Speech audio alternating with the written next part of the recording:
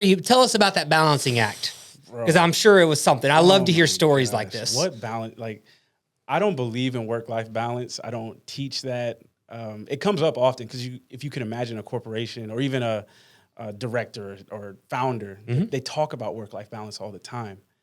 I just don't think it's a worthy pursuit because there's no such thing as perfect balance. Bro. And not to say it needs to be perfect balance, but that's usually what people have in their mind. I need to spend 40% of my time doing this, and then another 40 doing this, and then another 20.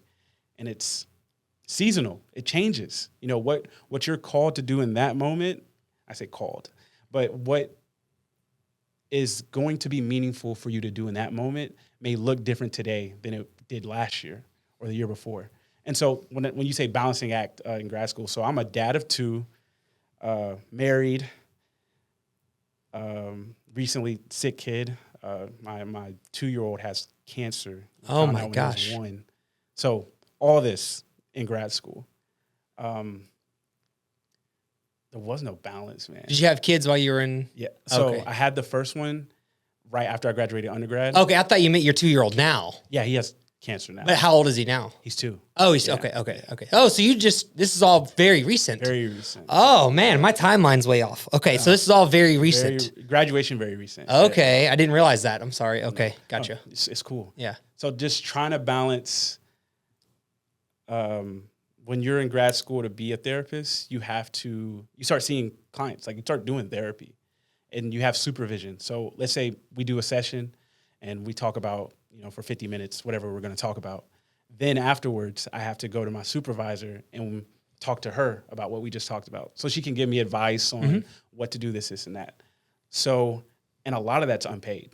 So, no, all of it. Let's be honest. All of it was unpaid. Okay. Going to school, working full time, being a parent, and doing those, if they call them internships, but seeing clients. If I had the expectation I was going to do each one really, really, really well, I think that would have set me up for more misery. But I kind of came in with, hey, listen, I'm not going to be this might sound weird, as good as a dad for this season as I want to be, but I'm going to show up the best I can. If that makes sense. Sure. Husband, wife is carrying a lot of the load. I mean, Does your wife work? She worked at the time. She doesn't work now. Okay. She doesn't work now. Being with it sounds even weird saying doesn't work, because what she does right now with our 2-year-old. Yeah, she works. She doesn't have a formal, she's not formally employed. Let's say that. Our society, we don't appreciate that as much, by and large. There are individuals who do, but. Sure. But yeah, full-time kind of caregiving with the baby these days. Wow. I definitely, I want to continue that story, but I'd like to sidetrack for a second because you mentioned the work-life balance thing, and you and I have very similar philosophies on that. But I want to ask you, is that different for someone that's like a founder compared to an employee at like a large corporation, for example? Does that same work-life balance approach work for each of those individuals? I want to try to say this as loudly, as clearly as possible. Yes. Okay. Yes. Okay. Yes, it is. It is really, really different, and that's one of the. It's different, or it's the same? It's different. It's different. Okay. Very, very different. Okay. It can be different, and when I say this, I mean, so you can have a founder who comes in and says, "Listen, man, my wife is on to me right now," or husband or wife, they're on to me right now. We're really getting into it. We're not getting along, and one of the early conversations that I have with my clients is, what are the expectations? What if y'all decided, both individually and as a couple, are going to be the principles or standards or values that you're going to live by? And if it is spend time with more family, and that's kind of across the board as the husband, wife, and then together, then okay.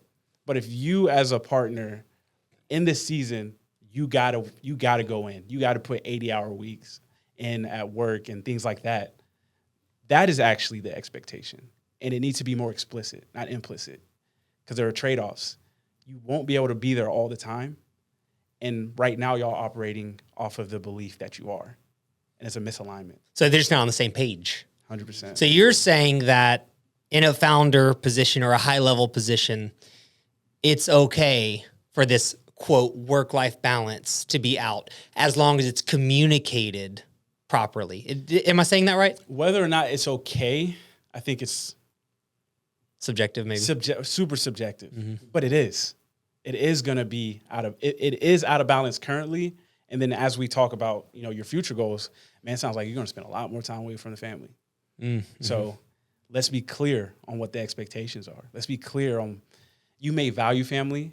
So then your spare time needs to be super allocated towards that. But right now we're operating as a family. A lot of the strife and the grief is coming from, oh, I'm supposed to do this, I'm supposed to do that. Hey man, y'all's lifestyle is surrounded by what you're doing as a founder. It's building this business. That's right. Yes. Dog, there's trade-offs. There's trade-offs. Do you ever see people that are in a position like that maybe internally you feel like that's not the right position for them? Can you say more? Let's say the longer and longer that I've been like an entrepreneur, I have started to realize more and more that not everyone can do it, right? When I first started, and I was one of those guys, anybody can do this. You can do it. You know what I'm saying? Anybody can do it. And the older that I've gotten and the further into that I've gotten, I no longer believe that. I'm still young, right? But like back in my day. Yeah. But I'm starting to realize as I meet more and more people, my pool of contacts has gotten larger and larger, and I've met more people who are successful. The ones that make it, people who have tried to start businesses and don't make it. I have met all these different types of people. I now have a belief that I don't think everyone is meant to do this, right? So do you ever see someone in a position who is fighting for a position, and you internally as an individual, you're like, man, I don't think this is the right position for you, right? You need to get out of this position, but they keep fighting for it, and you know that things could possibly fall apart. What are your thoughts on a situation like that? That was an amazing description. I would say yes, as a whole. There are people who are in positions and they aspire to be in a different position, and maybe they just don't have the attributes. Right, exactly. But I do believe entrepreneurship is a skill.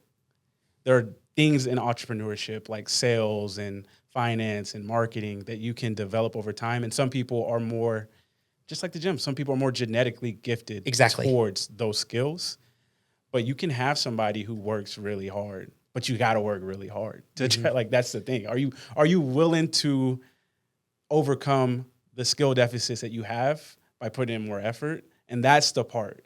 I'm like, hey, you're going to have to work a lot harder at this, and you are currently willing to.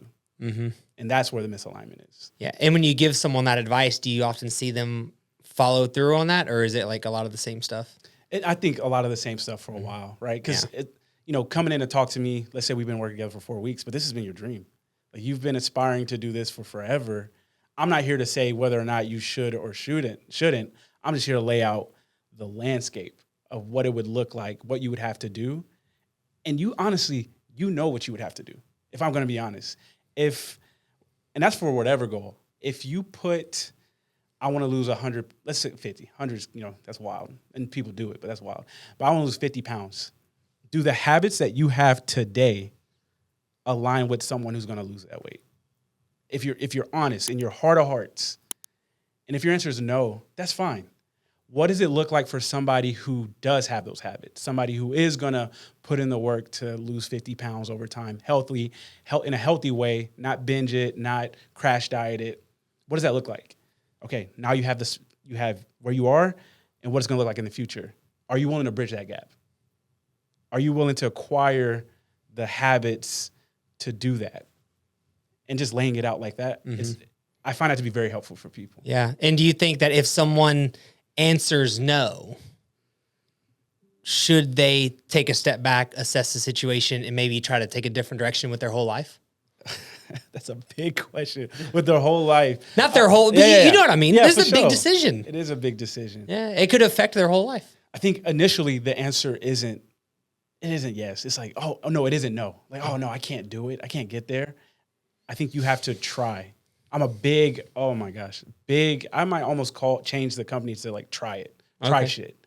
Try shit. I'm a big believer in just try it. Jump before you know where you're gonna land, but be safe about it.